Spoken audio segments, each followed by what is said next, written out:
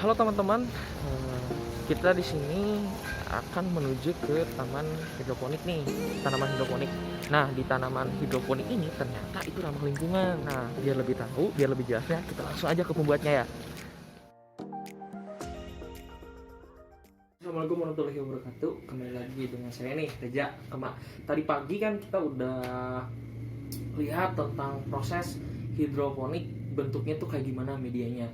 Nah, nanti akan dijelaskan lagi nih lebih lanjut untuk cara penyemaian, kemudian cara juga penanaman, dan mungkin nanti juga ada juga cara pemanenan. Tapi sebelum itu kita harus tahu dulu apa itu hidroponik, kemudian apa kelebihan dan manfaat hidroponik.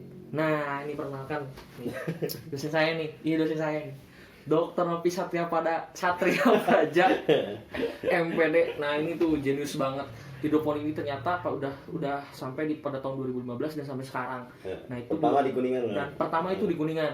Nah, mungkin bisa dijelaskan lebih detailnya oleh dosen saya, Pak Nopi. Ada ide tentang bagaimana cara bercocok tanam dengan efektif itu ketika saya melihat lahan pertanian begitu sempit karena perubahan dari lahan pertanian ke perumahan, ke industri gitu kan, yang tadinya tanah jadi beton gitu kan. Nah, ini yang membuat saya punya gagasan bagaimana cara menjaga ketahanan pangan gitu, yang ada di sekitar lingkungan kita saja. Kenapa disebut hidroponik?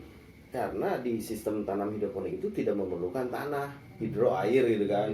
Nah, hanya air saja yang dikasih nutrisi. Walaupun sekarang ada teknologi baru setelah hidroponik, ada aquaponik, ada hidroganik gitu kan. Tapi cara bercocok tanam dengan hidroponik yang sekarang lagi rame-rame itu adalah cara tanam yang benar-benar diminati, lebih efektif, lebih bersih gitu kan.